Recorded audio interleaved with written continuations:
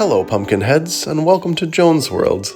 I wanted to take a couple minutes to share with you this Minecraft world that me and my brothers and my wife had worked on back in 2016 to 2019, but it's since been corrupted, and that makes me sad because I'll never be able to access it again.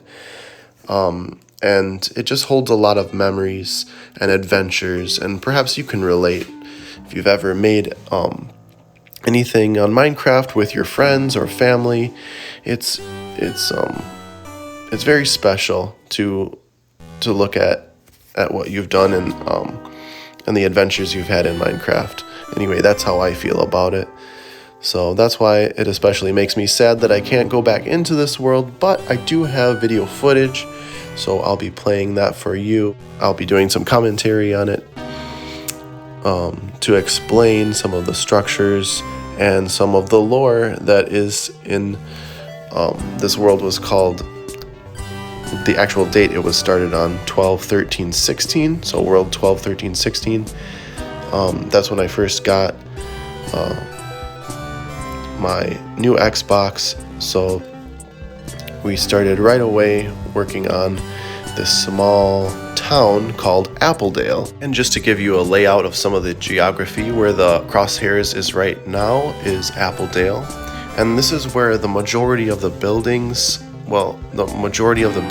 like all clustered together are, because this is called Appledale Bay. So it has a lighthouse, a mall, a library, our houses, Josh's workshop, and as you see, we're going further. This is the fairgrounds, and so you might see a wall around everything here, and that's the end of Appledale Bay. So we're heading out of Appledale Bay, looks like, and you can see over to the right is me and Camille's house, where we also set up a barn and a farm of sorts, because we like to build those. And we had a lot of cats stuffed in this house, as you may already know if you've watched some of the other Minecraft videos that I've put out with Camille, and it just had a lot of animals, so we had a good time with that. And looks like we're moving more towards Farmington countryside, and over by Josh's castle. You can see Josh's castle appearing, and also what we call like the test building, where we would experiment on dragons and try to get them to hatch. we didn't know what we were doing, still don't. And right next to that, or across the street, that larger structure is actually the Calais library, which I don't think I have any footage of on the inside, but it was one of the better buildings that I built here in World 12/13/16. So it's kind of a shame I didn't capture that at all, but that's pretty much, I think that's the only glimpse of it that you do get. We're moving on towards where me and Camille built the elven treehouse. You can see it over to the right more, and over to the left is the floating dungeon, where we would put ghasts and other mobs and just have kind of like a battle royale, and that was a lot of fun. I think we built a staircase going up to it, but it's all made of bedrock, so it was indestructible to the ghasts.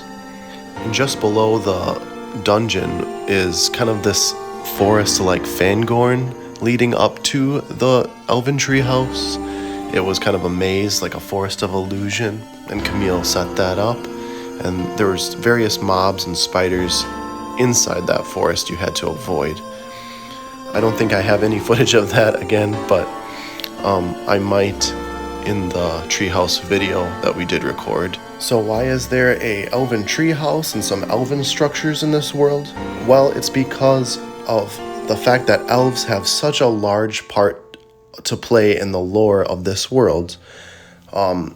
There are characters that you will read about in the Calais library, like Xylia Silverembers, and she's the queen of the Woodland Elves, and Calais, who is a founder of human civilization and an explorer.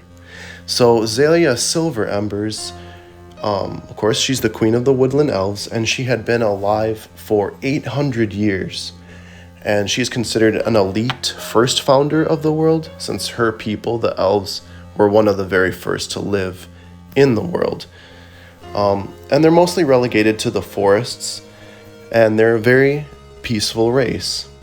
However, in recent years, they have proven themselves to be above exceptional fighters after the Nether portals had been opened, releasing monsters into the world. So, around 300 years ago, it was alleged that Queen Xylia actually aided in the construction of these portals to the Nether because of wanting to explore different realms.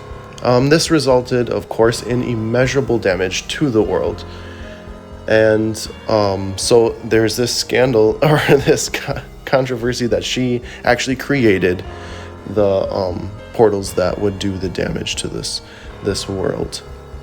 So because all of this happened 300 years ago, and Queen Xylia's implications in creating the Nether portals happened 300 years ago, this is not really well documented in human texts, but this would be, of course, in the Elvish libraries, deep within their libraries, because this is something that Queen Xylia, who is still alive, would want at this time would want to cover over. So if there are any records of this, it's very scant, and it's somewhere hidden in Elvish libraries. So talking about the Calais library. So who was Calais? He's actually a first founder, or one of the first founders of human society, and an explorer. And he's best known for his findings in the Nether. So after the Nether portals were opened, he was one of the first to journey there. One of the most popular of which is his journal of Gorgrimor's castle. I'm not sure if I'm saying that right anymore. Gorgrimor's castle. And this is one of the castles in the Nether. And it's overwhelmingly vast, and it contains many of his writings actually scattered in the castle. These were retrieved and brought back to the Calais library. Many of these. And so he actually took a perilous journey into the abyss. And he finds many riches and secrets, but he also finds a lot of sadness in this structure. And he never returns. So that's Calais' story. Quite sad. That's really all the lore that I have so far. I'm going to put what I do have in the description, and it's going to be quite lengthy, I warn you, but if you want to take a look at it, you can. You are welcome to it. In the future, I might add to it. Maybe I'll post it somewhere. That's a good question. I really don't know where to post stories, and I have quite a few of them. Of course, this is an older one. It's a couple of years old, but that's what I like about these, is that I can always add to my older stories and really flesh them out. So thank you for watching. I'm going to make another video going in deeper to some of these buildings. And like I said before, it's not something super spectacular, these buildings, this town. To an average person, it's just sentiment to me. I'm a pretty sentimental person, and something as simple as a Minecraft world that holds stories and adventures that I've shared with friends is important to me, so I'm really glad that I got to share it with you.